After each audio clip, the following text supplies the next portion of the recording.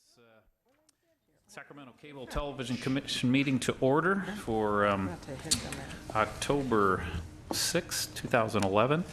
This meeting of the Sacramento Metropolitan Cable Television Commission is cablecast live on Metro 14, the local government affairs channel, and webcast at www.sacmetrocable.tv.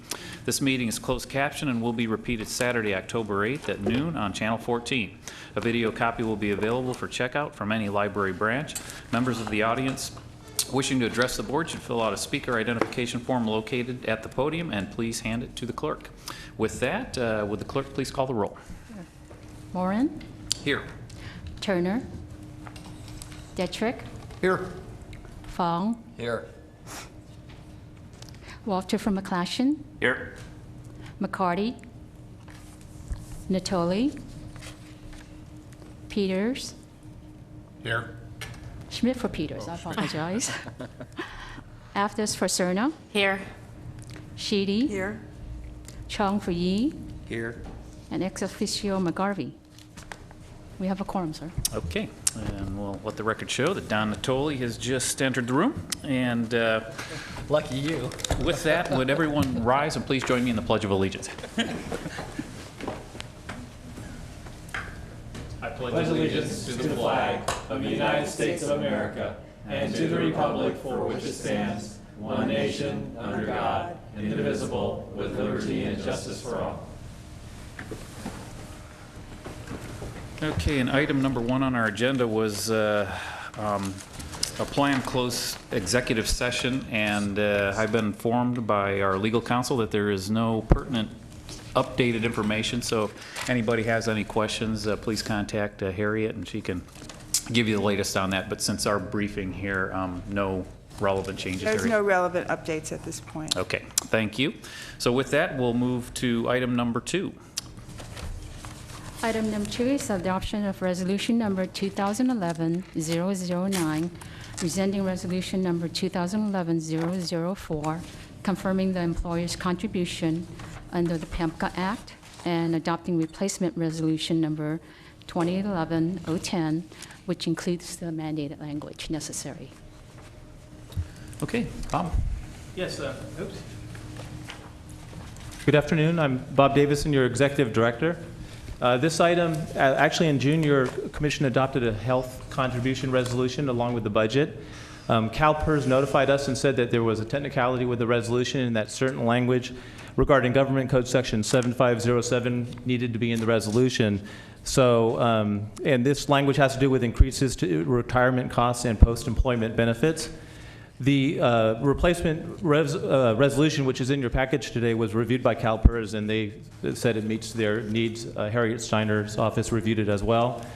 There are no fiscal impacts to this, to the budget or to the commission with this item, so therefore I'm recommending that your board adopt the resolution rescinding the June resolution and then adopt another resolution, the new resolution with the correct language according to CalPERS. All right, very good. Any questions for Bob on this cleanup? Okay, seeing none, I'll go ahead and move resolution 2011-09 and 2011-10 and rescinding resolution number 2011-004. Second. Okay, moved and seconded. Voice vote to all in favor? Aye. Aye. Any opposed? Okay, motion passes unanimously. We'll move to item number 3. Item number 3 is the adoption of resolution number 2011-011, approving the revised bylaws for the commission. Okay, good afternoon again. Basically, this item's coming about, staff was reviewing the bylaws, and they were pretty old and felt that they should be updated. We also noticed that the bylaws included some things that were already in the JPA ordinance, and then others they were not consistent with things that were in addition to the JPA ordinance. So what we did with this update was we tried to streamline the bylaws to not include anything that is duplicative of the JPA ordinance and to provide clarification for the way we do business that's maybe in addition to or outside the JPA ordinance. With that, this amendment to the bylaws deletes those duplicative provisions provides additional details about meetings consistent with how we conduct them today. One meeting a year is required in June, and then other meetings are scheduled every month and may be canceled or held according to the chair in conjunction with the executive director. The bylaw specifies the duties of the chair and the vice chair. They update the procedures for recording meeting actions and action summaries. Clarifies the procedures for revenue distributions. Basically, the JPA ordinance says that they get distributed based on the census. The practice with this commission for a long time, and it makes sense, is that between census, we're not just going to go back to 8 years ago and distribute the revenue distribution based upon the population then, because cities and counties change in population. And the practice of the commission has been to do the revenue distributions by population. The bylaws simply clarify that. Also, they update previously approved delegations to me, your executive director, and also provides that audits can be done every 2 years, which is also consistent with your commission's previous approvals. And then finally, recognizes that things not in the bylaws are per Rosenberg's Rules of Orders rather than Robert's Rules of Order, which were in the original bylaws. And with that, I recommend that you adopt the resolution approving the updated bylaws. I'm going to ask a question. Very good. Questions for Bob? Sandy? What is the difference with Rosenberg opposed to Roberts? Because we're all used to Roberts, and all of a sudden we see another gentleman or woman that's here. So, Different party affiliation. What was that? I said different party affiliation. I think so. Robert's Rules of Order, which is an old and venerable document, was set up for Congress and Parliament. And so really, when you really sit down and read it, what most boards do of this size or smaller is they follow the committee rules in Robert's Rules of Order, and and it's confusing and complicated. What Dave Rosenberg, so this is just a shorthand, what Dave Rosenberg did was put together a set of rules that sort of culls out those rules we actually use and puts them in one place. And he's good at branding, I guess, so he called it Rosenberg's Rules of Order.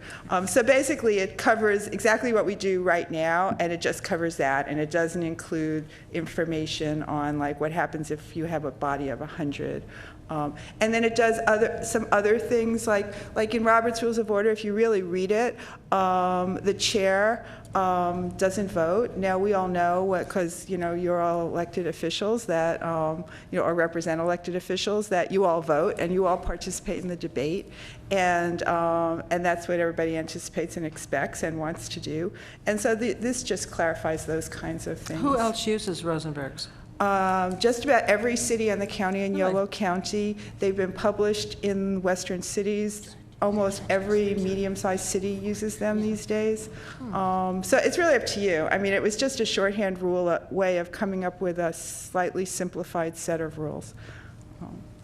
But it's up to you. If you'd rather stay with Roberts, we've worked with that for years and years. So it's totally up to you. Mr. Chair, so where would are those pretty broadly distributed? I mean, Robert's Yes, Rules of they're on Order the is internet, they're broadly distributed, they're available through the League and CSAC, and they're attached to your document. I'd be happy to distribute information on either Roberts or Rosenberg's rules if anybody's interested. And we used to do the same thing, but we attach sort of a grid at the back of bylaws to set forth the rules. This was just easier than retyping the whole thing. Oh, I'm going to look them up. Yeah, just some little additional background that you mentioned the League of Cities, that Dave spoke at the League of Cities as well, and one of the reasons he wrote the rules is because exactly what you said, they weren't really compliant with what we were doing. He's an attorney as well and an elected, so. Any other questions? I think we all learned something new today. We're just trying to keep everybody on their toes. Yeah, very good. That's working. Okay, so do I have a motion? So moved. Second. Okay, moved and seconded. Please, let's just do a voice vote on this. All in favor? Aye. Aye. Any opposed? Abstentions? Okay, motion carries unanimously. Okay, item number 4. Item number 4 is to receive and file the review of franchise and peg fees that were remitted to the Commission by Comcast Cable in calendar years 2009 and 2010. Good afternoon. This is an audit of the franchise and PEG fees received from Comcast for the 2-year period just cited. The county auditor performed this audit. The findings are that their internal control procedures appear sufficient to properly account for gross revenues. Comcast was properly reporting the correct gross revenues and then the associated franchise fees and PEG fees that were due and paid to the commission, and that Comcast was charging the proper Pasadena pass-through amount to their customers. With that, it's definitely a clean audit, and it looks like Comcast is basically providing the correct revenue that they're supposed to be providing to us, to this commission. With that, I recommend that you receive and file this review of franchise and PEG fees. Okay, any questions on the audit? Okay, it's just a receive and file. Thanks for that information, and thanks. It's always nice to see when those kinds of things match up. So with that, we'll move to item number 5. Item number 5 is adoption of resolution number 2011-012, approving a fixed assets capitalization policy and a fixed assets disposal policy for the commission. Okay, this policy update came from the commission's last audit, actually, not an audit of the cable companies. But the county auditor's recommendation of that audit was that we should increase our capitalization policy from $500 to $5,000. That's the major change in this policy. There's 2 resolutions before you, a fixed asset capitalization policy and a fixed asset disposal policy.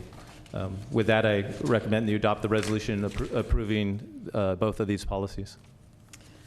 So you said there's 2 resolutions. I see one here. There's actually one resolution with 2 policies Okay, attached to it. very good. Very good.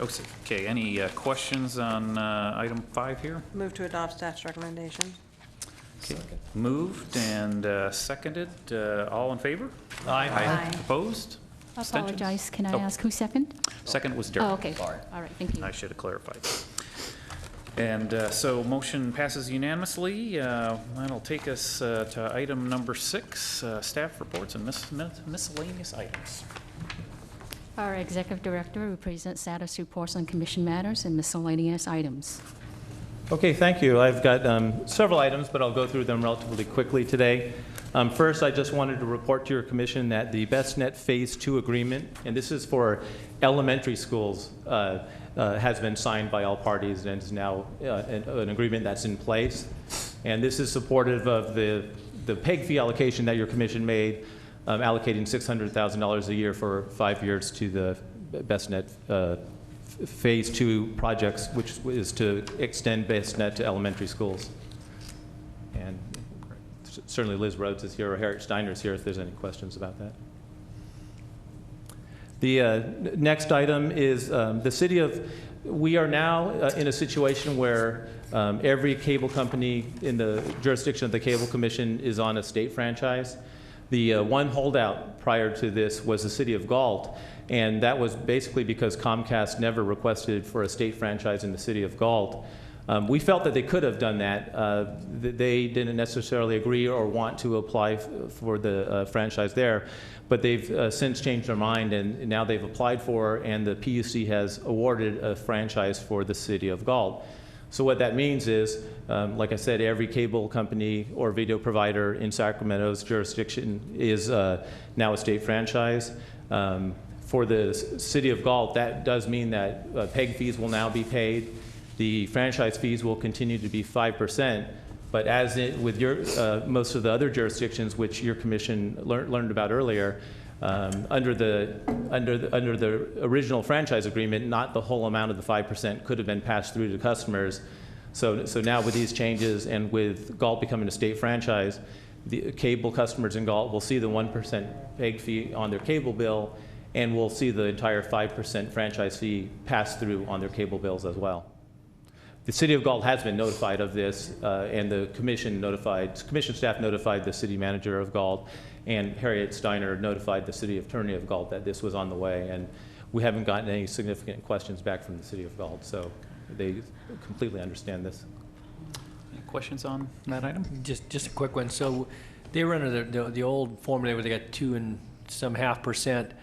So will they be getting more pass-through money then, or will it just be reallocated out of, what does that mean? the commission always receive 5% gross revenues as a franchise fee from Galt, just as they do in the rest of the jurisdictions. Yes. But the customers only saw 2.65% of that pass through to them as a line item. Okay. Right? And so their line item will now go up to 5.26%.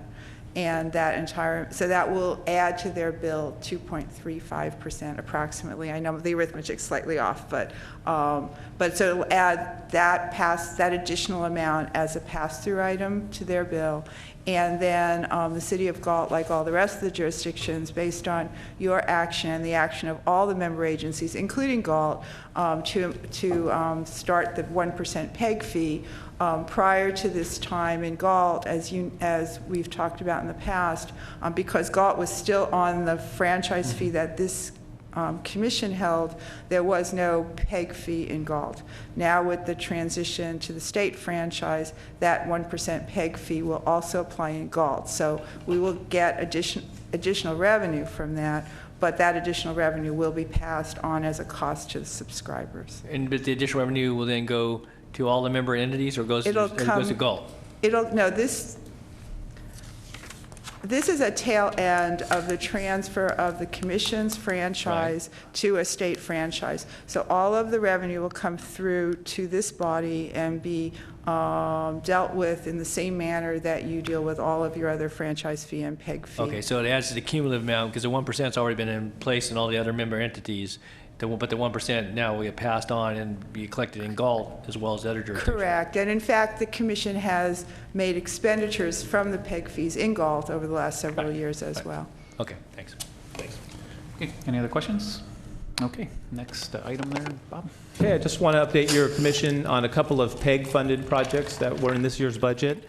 The first is called the Synergy Project. Metro Cable 14 has been busy with installing equipment funded by the PEG fee, including this project, which actually sits in the control room behind the chambers. It's kind of the guts of the heart of what you see on television on Metro 14, but it's a digital server that basically everything that is played on Metro 14 goes through this server. Really, you don't notice anything too much different, but this is a major step in what's shown on Metro 14 being all digital. So with that, I just wanted to update you on that, as well as there's a major install in Rancho Cordova that's happening this week. Most of the equipment in the control room is being changed out for new equipment, again, funded by the PEG fee budget. I want to definitely appreciate Bill Piper and his staff who are busily working on these items. With the PEG fee, there's many more items coming forward than I would say in a typical year, and Bill and his staff have been challenged to keep up with these and get them going. So I appreciate his work there. Also, the next item is that I believe at the last meeting I talked to you about the website redesign. So that's been up, but we have a few more improvements. I believe I already told you that the board packets are on the web now, bookmarked, so you can get to each item and not have to go through the whole commission packet to get to a certain item.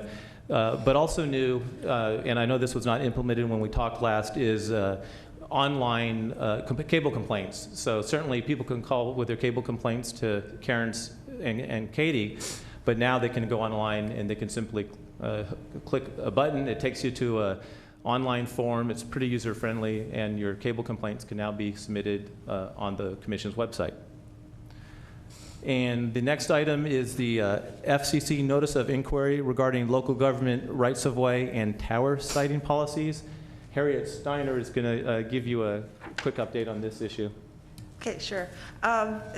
This is relevant to you, but it's not directly relevant to the commission, but it is relevant to your member agencies.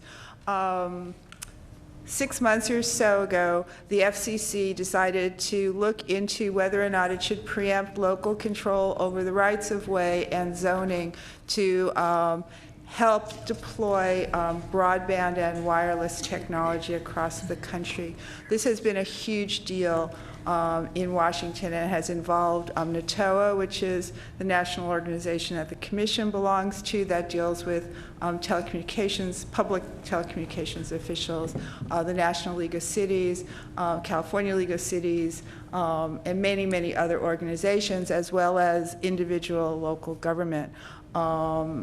The wireless providers allege that local government stands in the way of deployment of wireless and broadband, and because of that, we shouldn't be able to regulate where and how wireless facilities are deployed, where they're located, where they're sited, and what they look like.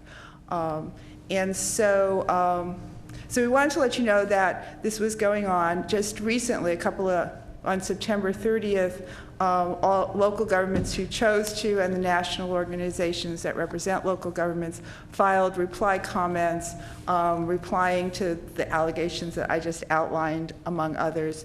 And now we'll be waiting to see what action the FCC takes, and I'm sure there will be hearings and the like, and then lawsuits after that, potentially. But we were really concerned. I know my office has been very involved in this because we felt that it was important, and many of the local government feels that it's important to maintain control of the rights of way. And you see that here at the Cable Commission with respect to Comcast facilities, but we also primarily see it with respect to wireless towers and distributed antenna systems and the like that are proliferating throughout all of our jurisdictions. And so we wanted you to be aware of that. There's information on the web related to that. I'm happy to provide any information that you would like. So this is just sort of a heads up so that this commission would know about it, because it just does deal with telecom, but not directly with cable. Thanks, Harriet. Any questions for Harriet on that? Thank you. Okay. Okay. The next item is related to KVIE. They submitted a request to approve reallocating $28,000 of their PEG allocation for this year from one project to another, basically for a production vehicle instead of a server upgrade. This is actually was not included in the original request, but the server upgrade was. This request detailed It's the opposite. It's the server upgrade in lieu of the vehicle. Oh, okay, I apologize for that. My notes somehow had that transposed. But anyway, Karen corrected me there. So I just wanted to point out that so this is a clarification of something being changed out from their original request. That request actually, the detail didn't get to your board. The overall allocation did. So for full disclosure, I'm reporting that to you at this time. Great, thanks. And also David Lowe is here from KVIE if you have any questions about that, or he may want to speak to this during his time later on in the agenda. Okay, any questions on that item? All right.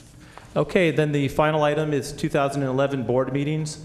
I don't anticipate a need for a November or December meeting.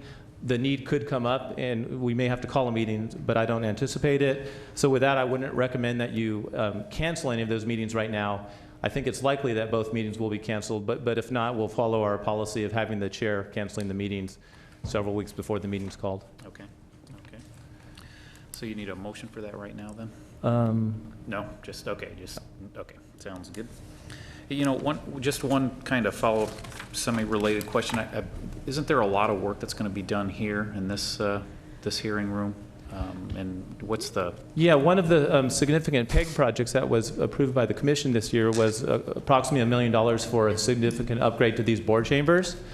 I understand that the county is working on that. I know that Harriet Steiner has been working with the county council on the agreement that we have to execute in order to basically make that allocation to them.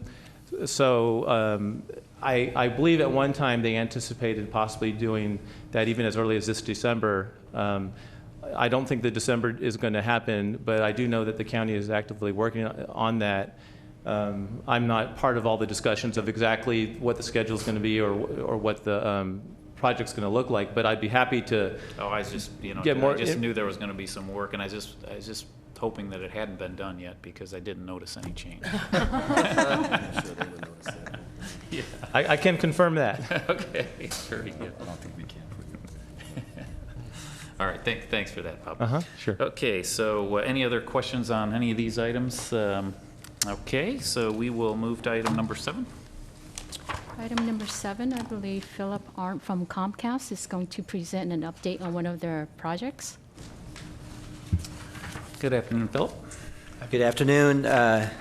Thank you, members of the commission. Philip Arndt, Government Affairs Director for Comcast. I just have a couple, one update and one other item. The update, last time I was here, I spoke with you and told you about our Internet Essentials program. This is the nationwide program that we launched in June, but really in the fall once the kids got back to school, where we're offering low-income families who have children on the free lunch program the opportunity to purchase the high-speed data internet, our standard internet, for $9.95 a month.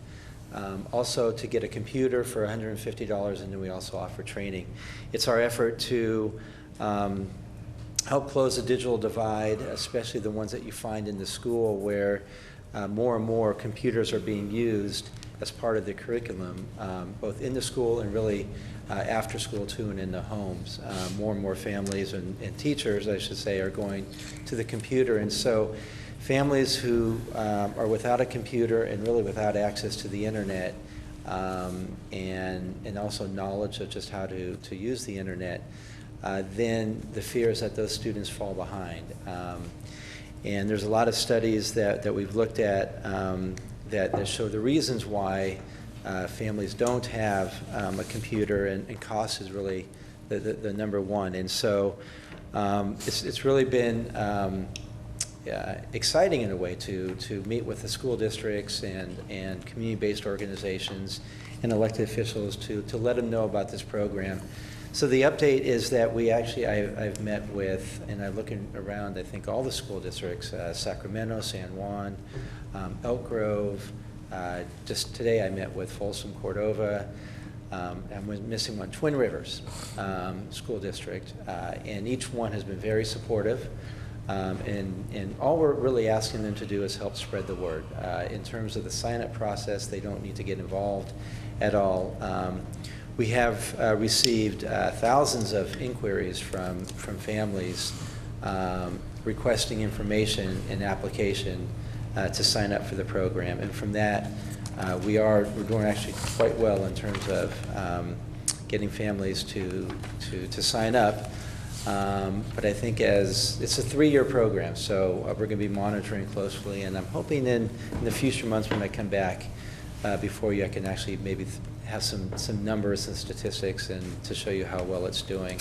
I think ultimately it's sort of going to be the anecdotal responses you get from parents and teachers who can see the value in this program, but it's going along well. And then the second item is last year we did in the Sacramento, I almost say it's the whole central region, a project where we recaptured bandwidth by converting some digital analog channels on our channel lineup to digital. And that was what we call on the second tier, which is channel 30 to 90. We did that last year and went well. This year we've actually now carried that to the next level and really to the final level. And in most of the communities in this area, we are converting the digital analog signal on our basic tier, which is about channel 2 to 30, from an analog signal to a digital signal. So that too, for families that don't have a converter box, would need then to get a converter box. We are almost complete with that project. Most of the bulk of Sacramento is going to be switched over in the next coming weeks. But we've gone to Elk Grove and to Citrus Heights, into some of the surrounding areas of Sacramento County, and so far that's going well. So when you get down to that last tier, I should say, when you get to the basic tier, you're not getting most customers these days have our standard service or above, and they have a box. So there's not as many that we need to contact, but it's going well. In terms of the government buildings and the televisions, many were converted last year and did receive digital boxes. So there might be a few stragglers, and I'm working with the cities on that. So those are my 2 items. All right, great. Thanks for those updates. Philip, any questions for Philip or Comcast? Steve? Yeah, Phil, first of all, on your item 1 there, congratulations. I mean, that's an awesome program. Great, thank Is you. there any other providers that are offering anything similar, or are you guys the only one? Not that we know of. This is, as far as we know, this is the first in the country. And it's not just in California, but it's throughout the 39 states that we cover. So as far as we know, this is the first of its kind. And we've been working with the FCC on this. So we would encourage other providers, in areas that we don't serve. Yeah, I hope they follow your lead. Yeah, I think it's really going well. And again, the responses we're getting from families are pretty incredible. So Thank you. Thanks. You know, actually, I yes. have a question. One more question. So with regards to the high-speed internet that you said was available through this program, is there any installation fees associated with that? Oh, no, it's $9.95. There's no installation that's fee, great. no modem fee, no credit check, and the price never goes up. That's great. Thank you. Thanks. Thanks. And I'll, leave some brochures. Thanks. Okay, any other requests to speak under item number 7? Karen? No, sir. Okay, very good. So with that, we'll move on to item number 8. And under item number 8, I do have under Access Sacramento, Ron Cooper.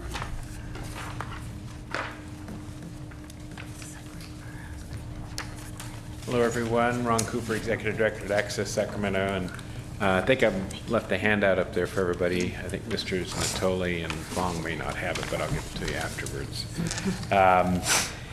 And also calendars, since it looks like the last meeting we'll see each other for the rest of the year. So if you didn't get a calendar, let me know. Just in summary, it's been very, very active over at Access Sacramento. This little packet kind of walks through some of the achievements and partnerships. One of the major ones is the Big Read One Book program with the Sacramento Bee and the Sacramento County Library Systems. We have, with your help, built what we call a green studio. It uses chroma key technology similar to like the weather people use in order to put any kind of a background behind the speaker. And so 35 different leaders from the community, for example, including Congressman Lundgren and Congresswoman Matsui, was organized through Sacramento Bee, Pam Dinsmore, their community relations person, to come into the Green Studio and be recorded, each reading one of the 35 chapters of Tom Sawyer. And then it was announced just last week at a big event there at the Central Library, which we also videotaped. And right now, each of those chapters is being released one day at a time on the sacb.com/Tom Sawyer site. And it's great because we have leaders, what I call demonstrating the reading behavior. We tell children to read, but we don't really always demonstrate that. So I think it was a great opportunity for us to meet some folks that we hadn't met before. What we're doing with the 35 chapters is we were out at the Fairy Tale Town local children's book author reading program, I think the weekend before last. And so we recorded quite a few different authors reading their books, edit those together with the chapters, and then we're going to run this daily on Channel 17 after school. So it'll be an after-school reading program. I don't know if it'll compete with Jerry Springer, but hopefully it'll give them an option. And over the summer, we had task force meetings to help advise us on progress to date on the neighborhood news bureaus in South Sacramento. And that was very, very helpful. We saw local leaders, representatives from the 5 existing organizations, introduce the program to new organizations. Major media outlets all provided input. So that's being analyzed and helping us to go forward. We've had some very exciting meetings with the county library system. I just met today with Amy Williams, City of Sacramento PIO, and with City Manager John Shirey. So there's some exciting developments, and that's all with your help and support, and we really appreciate that. The UC Davis, Sac City Schools Youth Media Council at the Bee was quite successful. Had over 100 folks. Tom Negretti of the Bee was the keynote. We've also been replacing equipment at Access Sacramento because of the PEG fees, and that's moving along. Ours is further complicated because it's installing new equipment in core areas and then training the volunteers to use the new equipment. So it's been a challenge, but literally the switcher in the studio, for example, was 25 years old, so much needed and much appreciated. We just had our 12th annual Place Called Sacramento Film Festival, had an audience of over 700, 10 more films, and so that's 119 films completed over the 12-year period. We just got word that one of the films from last year has just won a Western Access Video Excellence Award. It was called War at Home. It was about an Afghan Iraq veteran coming home, post-traumatic shock, and the struggles with the family, and that won its category at this regional contest. Game of the Week is launched again, full game football coverage, and also in the packet there is the details that we provide to you in terms of the various Game of the Week and hometown TV events that have been covered. So far, in less than half a year, we've recorded more than 40 hours of programs, and when you look through that, if you have any questions, be happy to answer them. And then just in conclusion, the Board of Directors has just gone through an election process. Joanne Fuller, past vice chair, is now the chair. Carl Burton continues in a support and advisory capacity as chair emeritus. Gary Martin is the new vice chair. He is head of television department at Cosumnes River College. Walt Yost, former Sacramento Bee reporter, is secretary, and Gary Malkasian, CPA, is our new CFO as a non-voting member. So that completes my report if there's any questions. All right. Thank you, Ron. Any questions for Ron? Okay. Thank you, Ron. And let's see, next under item 8, I have Liz Rhodes, DSCCC. Thank you. Good afternoon. I'm Liz Rhodes, Executive Director of Sacramento Educational Cable Consortium. Just 2 items real quick. One, BestNet.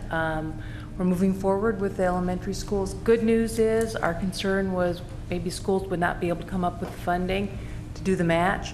We have more schools and more funding available than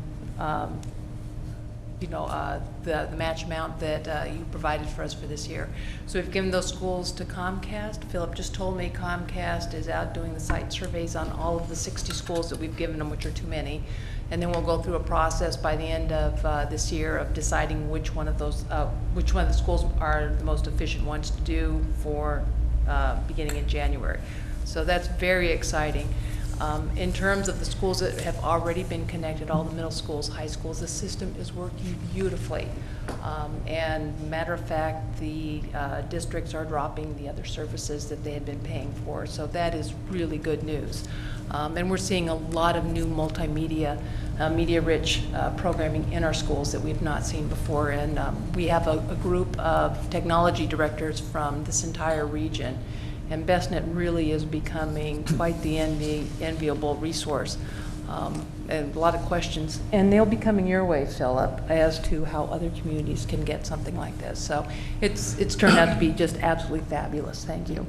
Then the other thing is we're into our fall semester with our cable channels, and we have all 4 channels going during the day, totally impacted with live programming, live classes, and enrollments are up, and the number of classes are at an all-time high.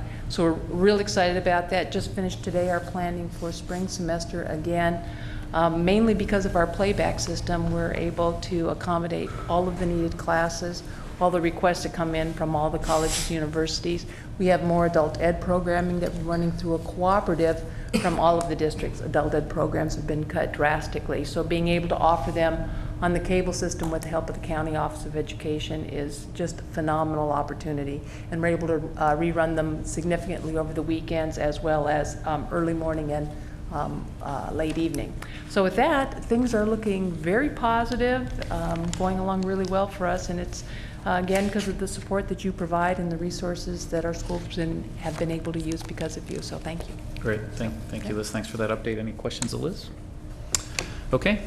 We have any other requests to speak on that item, Karen? Okay, and I have no other requests to speak, just on business from the floor. So seeing nobody running up here, any comments from board members before we adjourn? I think we're good then. This meeting, the Sacramento Metropolitan Cable Telecommission, is adjourned. Thank you. Thank you.